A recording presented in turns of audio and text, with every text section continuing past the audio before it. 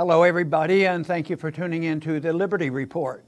With me today is Daniel McAdams, and Daniel, it's good to see you today. How are you this Monday morning, Dr. Paul? Doing well, and we'll go back to our old subject that we've talked about a lot, and that's Iran. But it's not our choice. It's just out there because we have an administration that just is bound and determined to keep it in the news. And I don't think any of it's very good. No. Someday it's going to get out of hand. But they work on the assumption that threats are much better than diplomacy. They literally admit that. They say, yeah, threaten people, and that's the only thing they understand, which I happen not to believe. You know, what if we had treated the Soviet system that way? Do you think we'd have, eventually had the Cold War over, like without a nuclear holocaust? But anyway, it's there, and it's not brand new.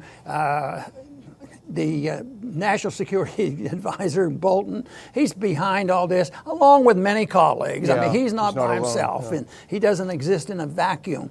But, they're evil. He told us so. And he's been around bashing Iran since 2001 with the Bush administration. So he was out of pocket for a while. He just had to spin his wheels at Fox for a bit. But now he's back in it, and he is bound to determine, and some of the determinations, they say it's his goal in life is to have this war, and then they claim that Iran's a threat and they're threatening violence against us, but they never say how could the Iranians ever attack us? Where would their brains be? If you look at the map of how many nukes we have, how many bases we have, how many submarines and aircraft carriers we have very close and in the region, they aren't stupid enough to always say, oh, well, we have to talk of America. But they may be bold enough to at least answer back to us, pushing them around. And I think that's what they're doing. You know, this whole idea that we run roughshod on them, and all this sanction business, they have to do something. But I'll tell you what, I don't think that we're going to see Iran initiate the first strike. If they claim that it is, it's a false flag, or conceivably, it could be even a lie of what's going on. And this is the tragedy, working this out, because it's a real mess, and getting the truth out of here isn't so simple. There was a time when looking at the news gave you a little bit of information. Today, the average news gives us zero. That's why we have to work hard to find out what we believe is the truth. Yeah, and the reason we rushed to do the Iran today is because yesterday, John Bolton, the President's National Security Advisor, released a statement himself. And actually, we have that. We can put this up. This is a statement from John Bolton, not from the President, but from Bolton. Statement from the National Security Advisor, May 5th. In response to a number of troubling and escalatory indications and warnings, the U.S. is deploying the USS Abraham Lincoln Carrier Strike Group and a Bomber Task Force to the U.S. Central Command region to send a clear and unmistakable message to the Iranian regime that any attack on U.S. interests or those of our allies will be met with unrelenting force. The U.S. isn't seeking war with the Iranian regime, but we're fully prepared to respond to any task, whether by proxy, the Islamic Revolutionary Guard Corps, or regular Iranian forces. And Dr. Ball, here's an interesting follow-up. This is from a journalist who covers the Middle East, and she had an interesting kind of summary. It's probably worth thinking about. Joyce Karam, she said, interesting about the U.S. statement. It comes from Bolton, not the Pentagon, not Pompeo. I would add, not the President. Direct warning to Iran and proxies. Mentions the Iranian Revolutionary Guard. Mentions U.S. allies. And she finally says, Iraq and Hormuz are the most vulnerable areas right now. So an interesting summary. You know, I want to add one more sentence to your quote from Bolton, because there's another reason for us to be very concerned. And this article says, the news of Mr. Bolton's effort to find a way to strike back at Iran comes as evidence is rising that Tehran is considering to leave the nuclear agreement. No. Oh, my goodness. What kind of a country are they? You know, isn't that just absolutely bewildering? I mean, all this recent trouble, we're not big on treaties and things, but if there's a treaty that actually has a diminished conflict, you don't want to jump at it, and because what you're doing is saying, well, we want conflict. So here they are. We leave, cause this mess, and yes, I think they have said, we're not going to obey all the details, especially with us. We broke the treaty, and now they turn this around, and they say it's Iran is threatening to break this treaty. What right do they have to do that? So exactly, and Iran's behavior while the treaty was in force and the U.S. was a part of the treaty, that is indicative of reality, not the feverish fantasies in the neocon brains. What happened when the whole thing was in force? Iran was still abiding by it. Trade was happening. Trade was opening. They wanted to buy some planes from us. They wanted to do business with us. They did business with the Europeans. If Iran was just hell-bent on attacking anything, like they claimed with Assad and all the other monsters before, they would have taken that opportunity to do something. Instead, they took that opportunity to do business. I think that says a lot.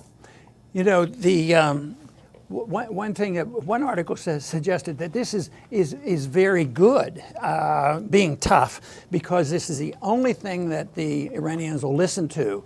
And I can't imagine why this type of talk and more dissension and breaking up of any correspondence with Iran can be any more threatening than what we already have. I mean, it's so overwhelming, the amount of power that we have. Matter of fact, if we didn't even have those bases circling Iran, I mean, the intercontinental ballistic missiles means that they can't do one single thing. And of course, Israel wouldn't stand idly by either. This whole idea that they're threatening violence. This is not to excuse them for their shortcomings, and they have them, their own shortcomings. But actually, they've made some progress, more so than, let's say, Saudi Arabia, and they're painted. If you did a poll in this country right now, who violates civil liberties the most, and who sponsors the most international terrorism, Iran or Saudi Arabia? Oh, Iran, obviously, which is, absolutely false.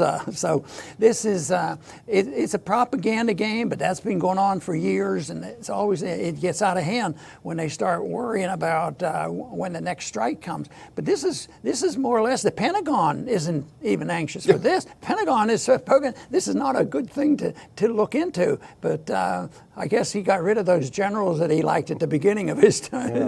I mean, he's clearly out of control, and ultimately it's the president's fault if he lets this happen.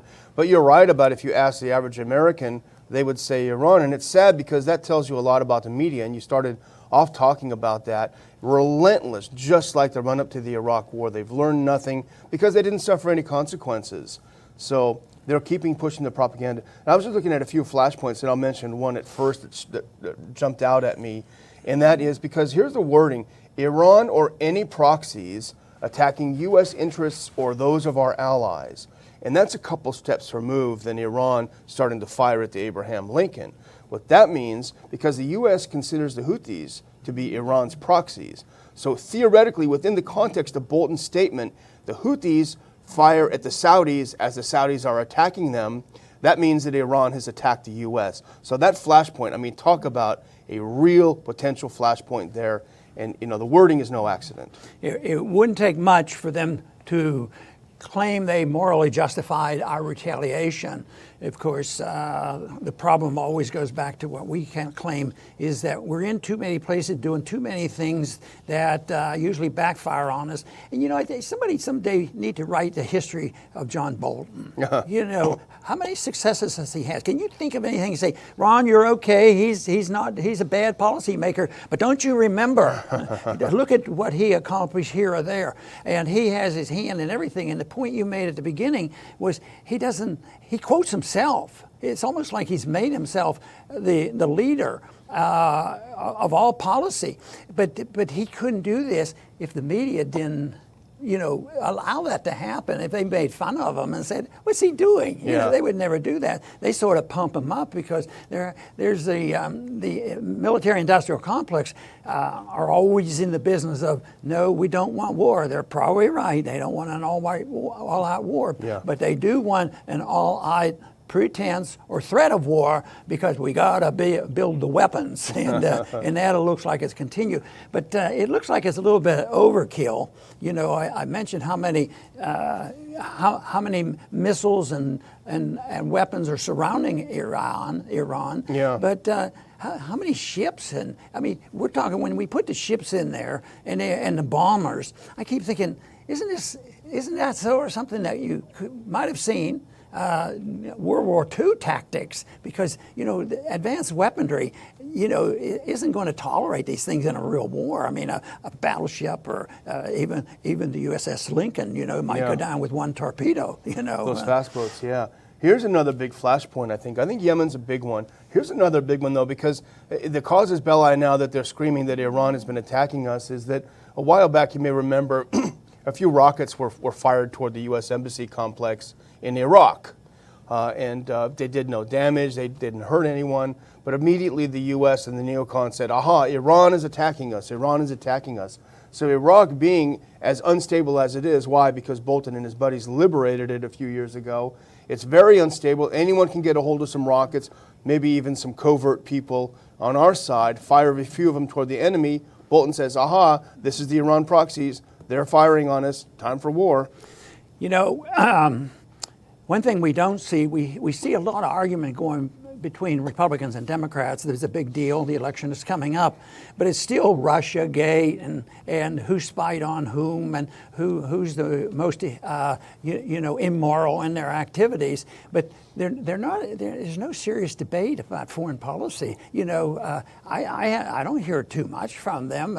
I guess when they have the opportunity to say, if something gets worse, it's the administration. But they're not there. There's no debate on the Senate floor and the House floor, on the real issues, whether it's Venezuela. Fortunately, there was a little bit on Syria, and trying to get troops out, and Yemen was a thing. At least there was some talk, but it's not really a debate. And matter of fact, I think Pompeo restated his position. I don't need Congress to give me authority. Well, what about the Constitution? Yeah. Oh, that's what we're fighting for. We're fighting for their Constitution and our Constitution. So we're fighting for that. So therefore, we can do whatever we want. And Congress goes along with it too. And I would just mention a third flashpoint that I was thinking about with the statement, and that's the designation of the Iranian Revolutionary Guard as a terrorist organization. Right. Because they man the fast boats that really are the real threat to the USS Abraham Lincoln. You've always said you got this big carrier there. It really is just kind of a big target, floating target. So they can go ahead and go up there and they can do asymmetric warfare and do something like this. But designating them a terrorist organization, that would mean if the Abraham Lincoln sees them, they'd be able to fire on them. We fire on terrorists. We attack terrorists. So this is carefully being set up by Bolton. He may be evil, but he's no dummy. And I mean by Bolton, I mean the people around Bolton as well. They're setting this up.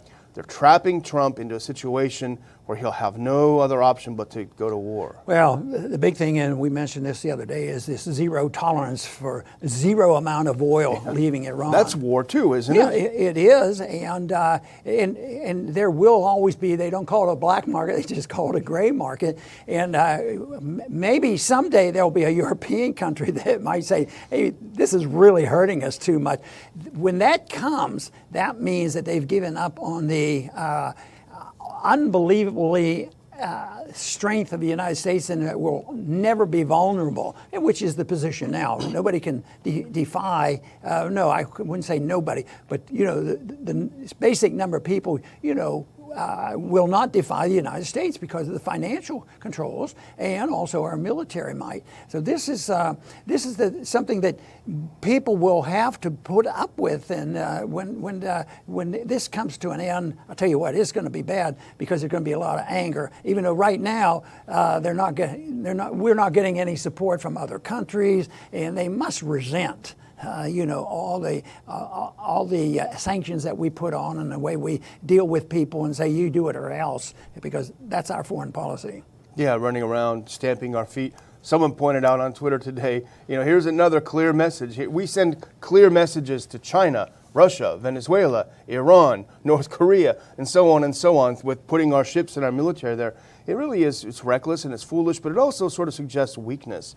We keep sending messages, but nobody seems to get them. Nobody's capitulating to us. Nobody's bowing down to us, and it's just, it's like a kid jumping up and down and stomping his hands and fists. Back to the zero tolerance, it is this: if we have said that we want zero, and if that is the point, that's when that Straits of Hormuz all of a sudden becomes a huge flashpoint. Yeah. And there could very well be, I'm always a little suspicious of how these things come about, but somebody sinking a ship over there for ulterior motives could escalate, way out of hand rather quickly. But that's a big issue. But fortunately, Trump has changed his mind at times. But the thing of it is, it may be beyond his changing his mind. It would be if the incident happens, it'd be changing the minds of the Iranians. If they are at a point where they cannot tolerate this tremendous embarrassment and capitulation, say, "Oh, do anything you want to us."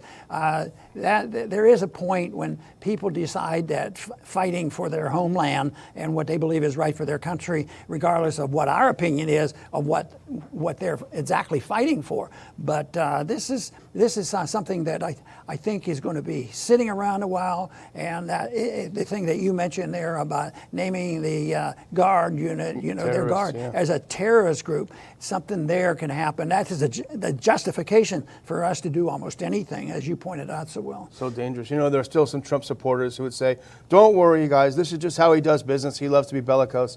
Well, I, for one, have had enough of it. I mean, I would just end with another tweet. I didn't take down who did it, but all credit to you for putting it together.